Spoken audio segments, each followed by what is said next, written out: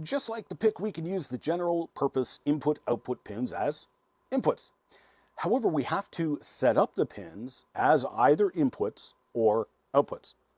You can probably already guess where I'm going with this. We're going to set up one of the general pins as an input, set up another pin as an output, and in our original programming lesson, we used code words in our setup.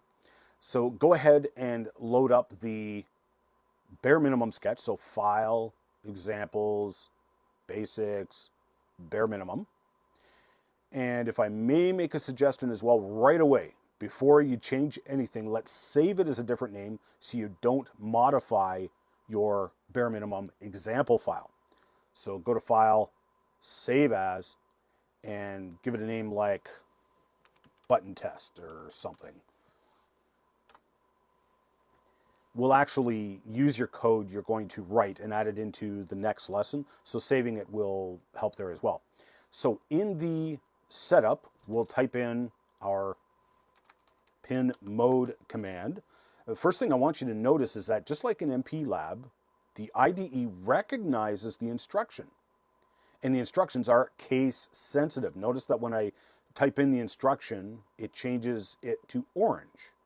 It recognized it as an instruction. If, however, I forget to capitalize the M, the IDE is picky. It didn't recognize the instruction and assumed it was a variable. Now, we'll get into more details on the colors and stuff later, but for now, just make sure you have a capital M in there. If you forget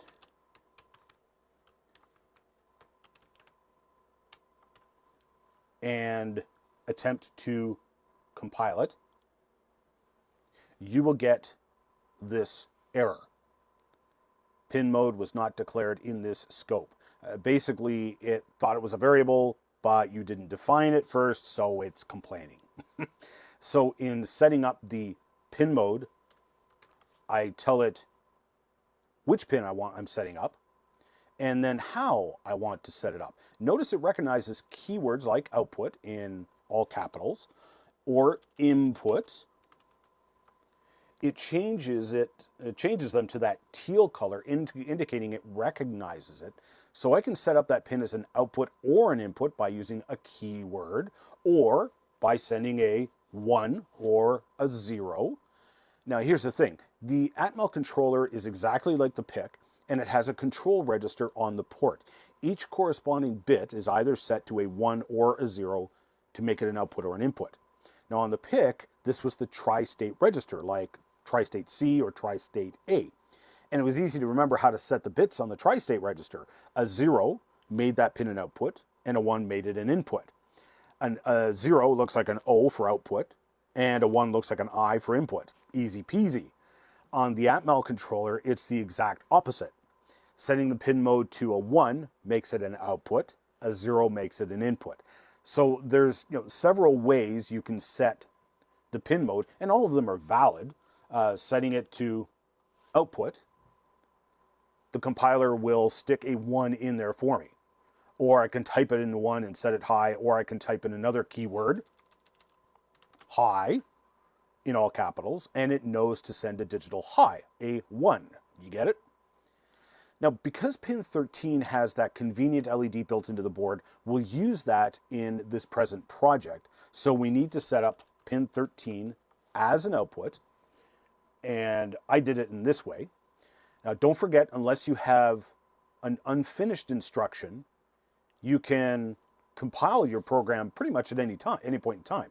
You don't have to send it to the Arduino until it compiles okay, but test compiling along the way can help you troubleshoot. Now here I've got my first instruction.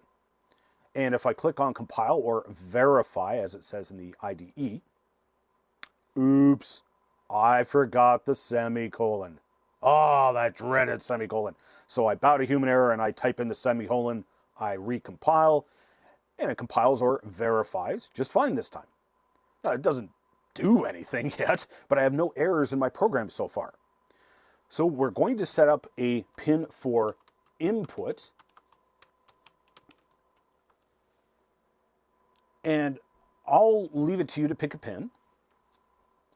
just make sure that you use one of the digital input-output pins. I'll use pin 12 as an input, and you can probably guess the instruction that you need to type in. We need to set the pin mode of pin 12 as an input, either with the input keyword or a 0 or a low keyword, take your pick. From pin 12, we'll put a pull-down resistor and a push button going to plus 5 volts. This will give us a high, or a digital 1, on pin 12 whenever I push the button. If I wire it with the push button going to ground and a pull-up resistor, then obviously I would get a low, or a digital 0 on the input when I push the button, right? So this is important to remember. How exactly are you wiring your circuit? Now, you're trained professionals. You can do it any way you like, but just stop and ask yourself how your circuit behaves and what it does so you can write your program accordingly. Now, we already saw the command for digital write. Notice the capital W and the IDE recognizing the instruction. Digital write to pin 13 with a high, or a 1, turns on the onboard LED. Now, the command for reading an input, you might have even guessed. It's digital read. And notice the capital R. So digital read, and then in brackets, the pin number you want to read. But that's it. You now close the bracket. And, oh, did you forget the semicolon? Because I did. So the thing is, we instructed the Arduino to read digital input 12, but we didn't tell it what to do with it. Now, we could store the read in a variable, use it elsewhere, and I'll show you how later in the lesson on variables, because there's some kind of weird things in how it handles variables. For now, all we want to do is read pin 12 and apply whatever read we get, to pin 13 as an output. Now, how can we do this? You can see here, I sent a high to pin 13. Now, in this instruction, I can replace that with a 1 or a 0, or whatever it is I'm sending, with another instruction.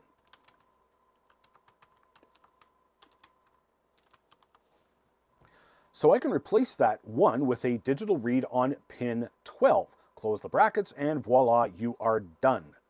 Just notice that there's an equal number of open brackets and closed brackets. This open bracket is for the data for the digital write instruction, and here's the closing bracket for that data. This bracket marks the start of the digital read data, and this bracket marks the end of the data. So you can compile this and even send it to your Arduino. And what will happen now is that as you push the button, it reads a high on pin 12 and thus puts a high on pin 13. You let go of the button, it reads a low on pin 12 and sends a low to pin 13. And we really don't care about debouncing in this case. That LED is undoubtedly turning on and off several times very rapidly when you first push or release the button. But it's so fast the eye can't see it anyway. We don't care. We're not concerned about debouncing in this case. So build up your circuit, write your program, and work it.